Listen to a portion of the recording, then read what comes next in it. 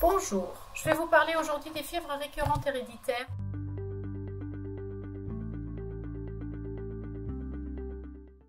Les patients se plaignent de fièvres et de syndromes inflammatoires à répétition, qui sont en fait des épisodes de poussées stéréotypées récurrentes, qui peuvent être de durée variable, qui sont séparés par des intervalles où le patient va bien, et parfois certains malades ont des maladies plutôt chroniques avec des exacerbations.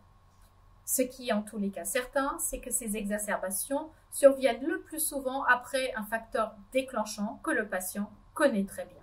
Les maladies se distinguent par leur âge de début, mais la plupart débutent au cours de l'enfance puisqu'il s'agit de maladies génétiques, de la durée des accès inflammatoires qui peuvent aller de quelques heures à plusieurs semaines, de la fréquence et du rythme des accès, avec certains patients très peu gênés avec un accès par an, alors que d'autres sont très malades avec un accès par semaine, et puis les signes d'accompagnement et le mode de transmission génétique est variable en fonction de la pathologie. Les principaux signes cliniques sont la fièvre qui peut être parfois très élevée et mal supportée.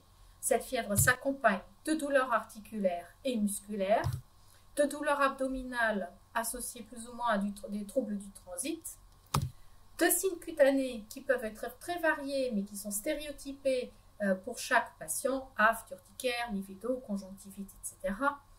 Souvent d'une atteinte ORL, type angine ou adénopathie cervicale, certains patients ont des surdités, et puis une atteinte neurologique avec des céphalées, voire d'autres signes de neuroinflammation.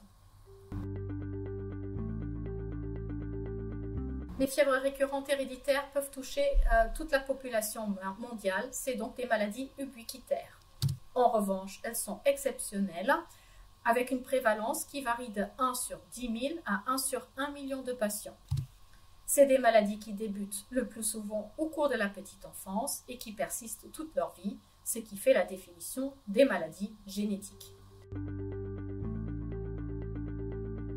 Elle peut être soit autosomique dominante, dans ce cas-là on a un ascendant ou un descendant direct atteint de la même pathologie, autosomique récessive. Dans ce cas-là, les ascendants ou descendants directs sont le plus souvent indemnes, mais peuvent être porteurs sains de la maladie. Et puis, on retrouve des malades chez les frères ou sœurs atteints de la même pathologie. Le mode de transmission autosomique récessif est plus fréquent en cas de consanguinité. Le rôle du système immunitaire inné est de détecter les signaux de danger. Donc, lorsqu'il y a un virus, une bactérie ou un parasite qui entre dans l'organisme, lorsqu'il y a un corps étranger ou lorsqu'il y a des cellules anormales, le rôle du système immunitaire, c'est de détecter et de donner les signes d'alerte au système immunitaire adaptatif pour réussir à se débarrasser du danger. Une anomalie donc de ce système immunitaire inné avec une activation anormale ou persistance anormale de l'activation du système immunitaire inné. Le système immunitaire peut se déclencher de manière inappropriée, il peut y avoir un rétrocontrôle défaillant ou un déclenchement spontané des voies pro-inflammatoires. En tous les cas, le résultat est le même. Le système immunitaire se met en route et apparaissent les signes cliniques.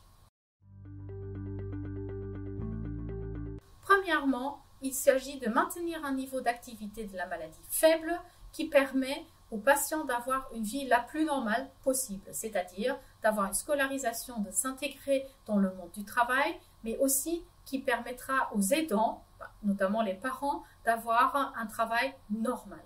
Et puis le deuxième but, c'est d'éviter les complications à long terme, dont l'amylose secondaire est la plus grave, avec une insuffisance rénale terminale et risque de dialyse. On va traiter les accès inflammatoires au coup par coup. Au cours des poussées, les patients vont donc recevoir un traitement anti-inflammatoire spécifique, le plus souvent fait de corticoïdes, parfois de biothérapie en cure courte. Ensuite, on va essayer d'agir sur les facteurs déclenchants, dont notamment la gestion du stress et une activité physique régulière. Et enfin, pour les patients les plus graves, on va mettre en place un traitement de fond avec une inhibition spécifique des cytokines qui sont responsables de la maladie, ce qui explique pourquoi on peut observer un traitement par différentes biothérapies lorsqu'on a une fièvre récurrente héréditaire. Certains patients reçoivent des anti-L1, d'autres des anti-L6 et d'autres encore des anti-TNF et ainsi de suite. Pour son suivi spécialisé, le plus souvent en consultation.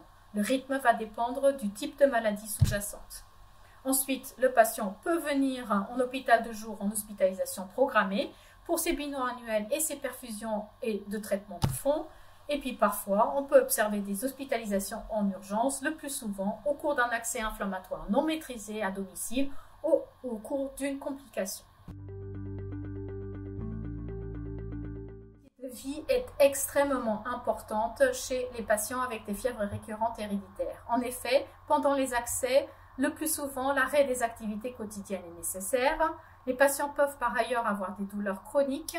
Il y a chez tous un impact psychologique à long terme et c'est encore plus compliqué lorsqu'il y a des complications. C'est la raison pour laquelle on essaye vraiment d'agir avec un bon rythme de vie sur la qualité de vie, avec une alimentation saine, gestion du stress, une bonne activité physique et du sommeil suffisant qui permet de diminuer le nombre de poussées inflammatoires.